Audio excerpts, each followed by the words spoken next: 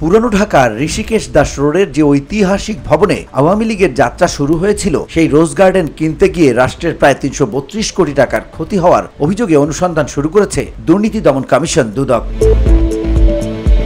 বুধবার সাংবাদিকের প্রশ্নের জবাবে দুদকের জনসংযোগ কর্মকর্তা আক্তারুল ইসলাম বলেন, অনুসন্ধানে যাদের সংশ্লিষ্টতা পাওয়া যাবে তাদের বিরুদ্ধেই কমিশন ব্যবস্থা নেবে।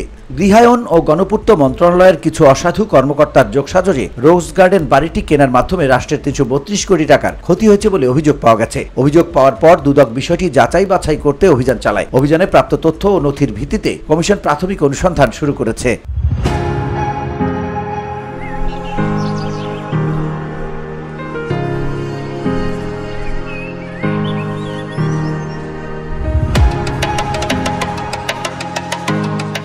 দু ২০১৮ সালে ব্যক্তি মালিকানাধীন পুরাকীর্তি হিসেবে সংরক্ষিত রোজ গার্ডেন ভবনটি কিনে নেয় তৎকালীন আওয়ামী লীগ সরকার। এজন্য ব্যয় হয় ৩৩১,৭০,২,৯০০ টাকা। ১৯৩১ সালে পুরান ঢাকায় ২২ বিঘা জমির উপর ধনাঢ্য ব্যবসায়ী ঋষিকেশ দাস যে বাগানবাড়ি নির্মাণ করেন, সেটি পরে রোজ গার্ডেন নামে পরিচিত হয়। পশ্চিমমুখী ওই দোতলা ভবনের চারপাশ তিনি সাজিয়ে তোলেন দেশ বিদেশ থেকে আনা বিরল প্রজাতির গোলাপের বাগানে। সেখান থেকে নাম রোজ গার্ডেন।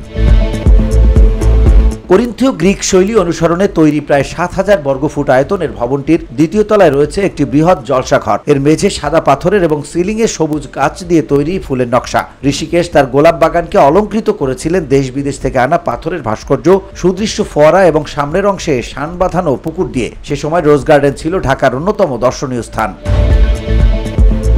তবে নির্মাণের কয়েক বছরের মধ্যেই ঋষিকেশ দাস দেউলিয়া হয়ে পড়েন। ১৯৩৬ সালে তিনি বাড়িটি ঢাকার বই ব্যবসায়ী খান বাহাদুর মৌলভী কাজী আব্দুর রশিদের কাছে বেচে দেন।